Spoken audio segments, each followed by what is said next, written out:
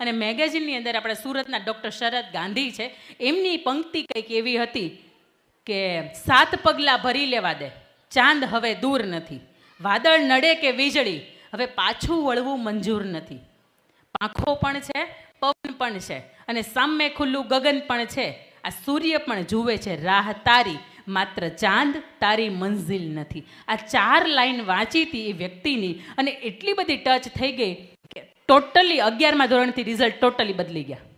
જે 55% એક સમયે અટકી ગઈ હતી હું, એ પછી એ કોલેજ ફર્સ્ટ યર, કોલેજ ટોપ 5ની અંદર એ વ્યક્તિ આવતી થઈ ગઈ. ક્યારે? કોઈ વ્યક્તિ પાસે જ્ઞાન હતું, એણે ક્યાંક ને ક્યાંક સ્વરૂપે તમારા સુધી પહોંચાડ્યું અને તમારું જીવન બદલાણું. વિદ્યાર્થી તરીકે ખાસ મા બાપે આપણા કરતાં ઘણી દિવાળી જોઈ છે, અને આપણને એમ કીધા હોય કે બેટા ન કરાય, તો એની સામે આર્ગ્યુમેન્ટ કરાય જ નહીં કે કેમ ન કરાય. એ ન જ કરાય, કારણ કે એણે આપણને દિવાળીઓ જોઈ છે ને, એનું ભાથું આપણને કરાય.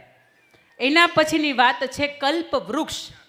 કલ્પવૃક્ષ છે એ અનંત ઈચ્છાઓનું પ્રતીક છે. તમે કોઈ પણ કામ કરો એની અંદર તમે સંતોષ ન માનો, જે કરો તે બેસ્ટ કરો, જેટલું કરો એટલું બેસ્ટ કરો. તમે વિદ્યાર્થી બનો, ભણો તોય પણ બેસ્ટ રીતે ભણો. તમે કોઈ સારા હસબન્ડ બનો તમે તો પણ બેસ્ટ બનો. જે કરો તે બેસ્ટ કરો. એટલે કલ્પવૃક્ષ છે એ એવું શીખવે છે કે તમારા કાર્યની અંદર ક્યારેય સંતોષ ન માનો. એક વખત તમારે 90% આવી ગયા, અને જો તમને સંતોષ થઈ ગયો તો એ 92% સુધી નહીં જાય. એક વખત તમારી કમાણી વર્ષની 5-15 કરોડ થઈ અને તમને સંતોષ થયો તો એ 12 કરોડ સુધી નહીં પહોંચે. એના પછીનું હતું 7 રંભા નામની અપ્સરા. અપ્સરા એ લાલચનું પ્રતીક છે. અને ખાસ અહીંયા યુવાન દીકરીઓ બેઠી છે ત્યારે મારે એમને કહેવું છે કે કોલેજની અંદર હો કે 11મા 12મા ધોરણની અંદર હો, એટ્રેક્શન થાય. આપણા અધૂરા રહી ગયેલા સ્વપ્નાઓ હોય, અધૂરા મોબાઈલની, આપણને સારા મોબાઈલની, સારી કંપનીની ઝંખના હોય, સારા બ્રાન્ડેડ કપડાં કે લિપસ્ટિકની ઝંખના હોય, અને ક્યાંક આપણે ફસાઈ જઈએ તો બહુ મોટી તકલીફ થાય. આ લાલચ દુનિયાની અંદર, ઘરની બહાર નીકળો ને એટલે ક્ષણે ને ક્ષણે આવશે. તમે મને એક સરસ મજાનો જવાબ આપો કે 10મું ને 12મું વર્ષ હોય દીકરીનું, અને એ દીકરીની શાળાની અંદર ગુડ ટચ અને બેડ ટચનું એને શીખવવામાં આવે, હા કે ના? જો 12 વર્ષની દીકરી ગુડ ટચ કોને કહેવાય ને બેડ ટચ કોને કહેવાય સમજી શકતી હોય, તો આપણી 22 વર્ષની દીકરી ન સમજી શકે? ન સમજી શકે? સમજી શકે. પણ બેટા, પોતાની જાત ઉપર કલંક લાગે, પોતાના ચારિત્ર્યને ગીરવે મૂકવું પડે, એ કામ નહીં કરતા. અઠવાડિયા પહેલાનો તથ્ય પટેલનો કિસ્સો છે. રાત્રે એની સાથે જે દીકરીઓ હતી ને, એ મા બાપને ખબર નહોતી કે મારે મા બાપની પોતે દીકરીઓ ક્યાં છે. જ્યારે મા બાપને ખબર પડી ને ત્યારે હૈયા ફાટ રડ્યા હતા કે સાહેબ, મેં મારી દીકરીઓને ભણાવવા મોકલી હતી, એને મેં પેઇંગ ગેસ્ટમાં મોકલી હતી. મા બાપે આપણી દીકરીઓ ઉપર ખૂબ વિશ્વાસ કર્યો છે. અને એમાંય દીકરીઓ જ્યારે 15 વર્ષની વય મર્યાદા વટાવે ને ત્યારે મા બાપને પૂછજો, શાંતિની ઊંઘ નથી આવતી. એનું રીઝન આપણે છીએ. અને આપણે એમ કહીએ ને કે અહીંયા જાઉં છું, આની સાથે જાઉં છું, તો દોસ્ત સમજજો કે તમે ત્યાં જ જવા જોઈએ, તમે ત્યાંથી જ નીકળવા જોઈએ. આ ભરોસો છે ને ટકાવી રાખજો. હમણાં પેલું સોંગ બહુ વાયરલ થયું છે ને, મારે ઘેરે લક્ષ્મીનો અવતાર. આપણને સાંભળવું ખૂબ ગમે છે, પણ સમજજો, આ બાપને આંગણે તમે લક્ષ્મી બનીને આવ્યા છો. એ તમને જેમ દેવીને પૂજે છે ને એમ પૂજે છે. તમારાથી જરીકે આડાવડું એવું કામ ન થાય કે એની ઇજ્જતને, એની પ્રતિષ્ઠાને, એને પદને કલંક લાગે, ચરિત્ર છે એની ઉપર દાગ લાગે. અને આવી નાની નાની કોઈ લાલચની અંદર આપણે આવી જઈએ અને આજીવનનો પસ્તાવો થાય, એવી લાલચને આપણાથી દૂર રાખજો. એના પછીનું 8મું પદાર્થ જે છે એ નીકળે છે, એનું નામ છે લક્ષ્મી. લક્ષ્મી 2 રીતે આવે, અને લક્ષ્મીમાં સંપત્તિમાં ખૂબ ફેર. જે નીતિથી આવે ને એને લક્ષ્મી કહેવાય, અને અનીતિથી આવે ને એને સંપત્તિ કહેવાય. અને નીતિથી આવી હોય ને એ આપણી 7 પેઢી હોય ને એ ઉજાળીને જાય, અને અનીતિથી આવી હોય ને 1 પેઢી તો ઉગાડે, બાકીની 6 પેઢી હોય ને એને ભોગવવાનું થાય. તમારી પાસે ભગવાનની દયાથી લક્ષ્મી આવી હોય તો વિચારજો કે એ લક્ષ્મી છે એ નીતિથી આવે છે કે અનીતિથી. અનીતિથી આવે તો ચેતી જજો, અને નીતિથી આવે તો એ લક્ષ્મીને કોઈ સારા માર્ગની અંદર વાપરજો. નામ છે વારુણી સ્ત્રી. વારુણી એટલે નશો. નશો શેનો હોય? આ હું હંમેશા કહું છું ને કહીશ જ તે. નશો શેનો હોય?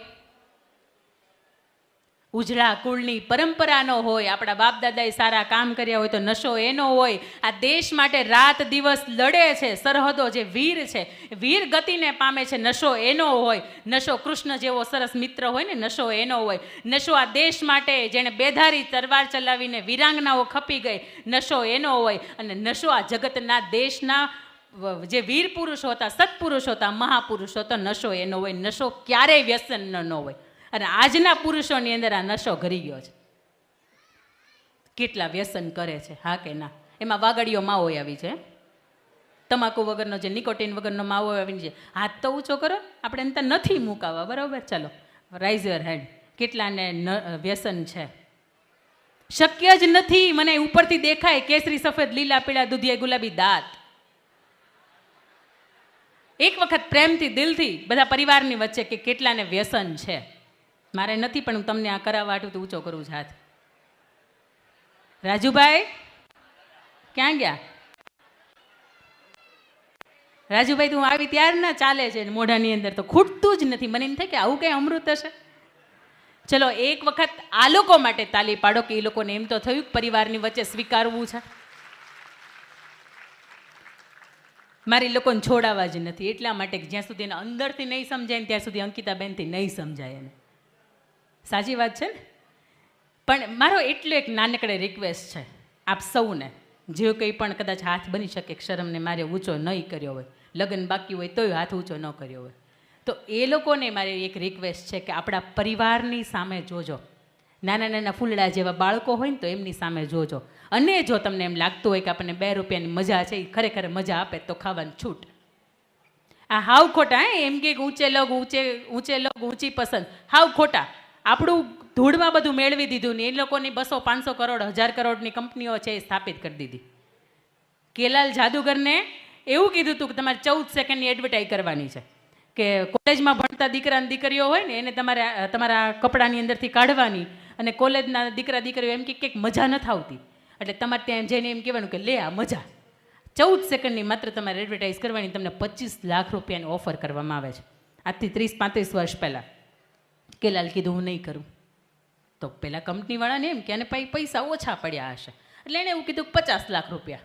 એટલે કે હું નહીં કરું. એટલે એનો માલિક હતો ને ખુદ આવ્યો કે 50 લાખ રૂપિયાની અંદર તમારે 14 સેકન્ડની એડવર્ટાઈઝ કરવાની છે, તો તમે કેમ નહીં કરો? એટલે ત્યારે એણે ખૂબ સરસ જવાબ આપ્યો હતો કે પ્રમુખ સ્વામી મહારાજે મને એવું કીધું હતું કે તારા શોની અંદર તું વ્યસન મુક્તિનો એક કાર્યક્રમ રાખ, એક નાનો એવું એક મેજિક રાખ. અને મેં રાખ્યું હતું. અને વિદેશની અંદર હજારો લોકોએ એ વ્યસન, એની અંદર એક અગ્નિકુંડ હતો એની અંદર હોમી દીધા હતા. તો મારા ભારતની અંદર 14 સેકન્ડની એડવર્ટાઈઝથી એ યુવાનોને વ્યસન લાગે અને કોઈનું જીવન બરબાદ થાય તો મારા માટે 50 લાખ રૂપિયા છે ને એ પાણી છે. એટલા માટે હું 50 લાખ માટે પણ 14 સેકન્ડ એડવર્ટાઈઝ નહીં કરું.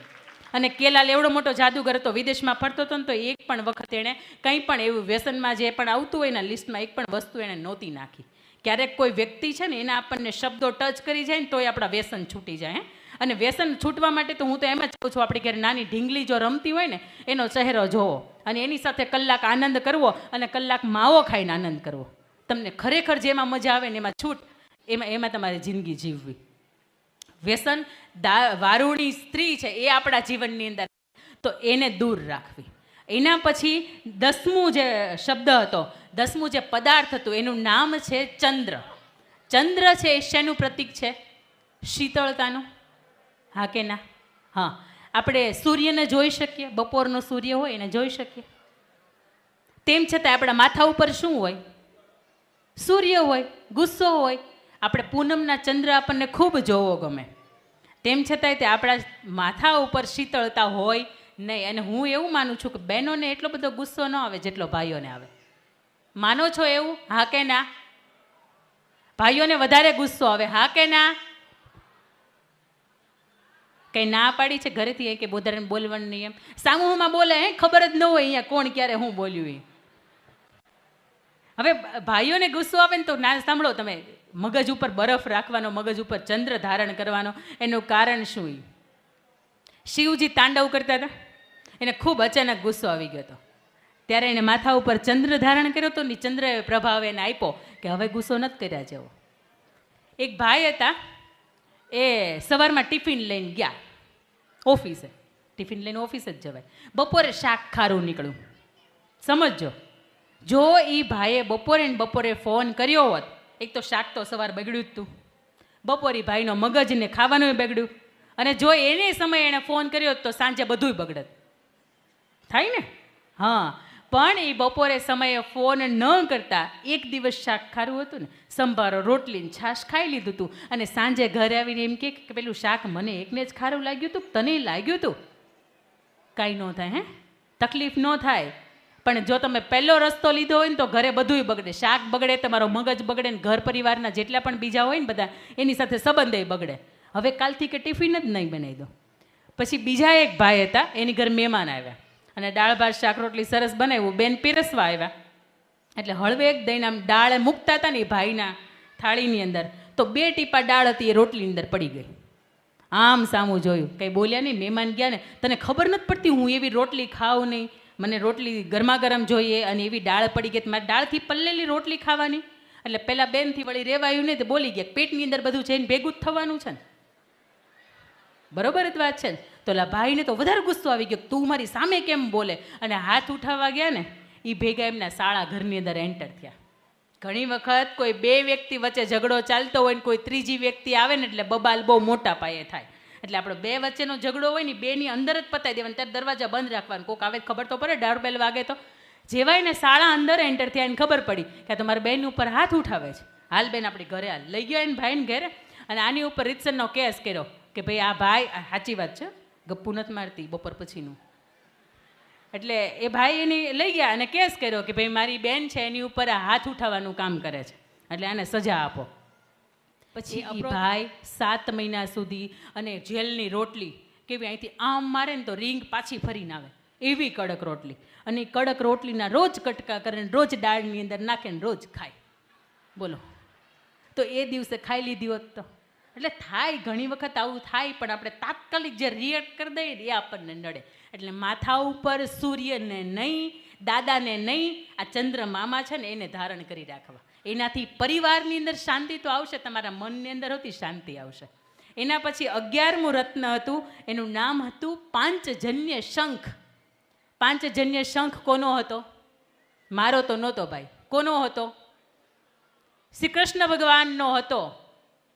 જ્યારે 18 દિવસનું યુદ્ધ પૂરું થયું ને મહાભારતનું, ત્યારે શ્રી કૃષ્ણ ભગવાને વિજયના સ્વરની અંદર એ પાંચજન્ય શંખ છે એ વગાડ્યો હતો. એટલે પાંચજન્ય શંખ છે એ વિજયનું પ્રતીક છે.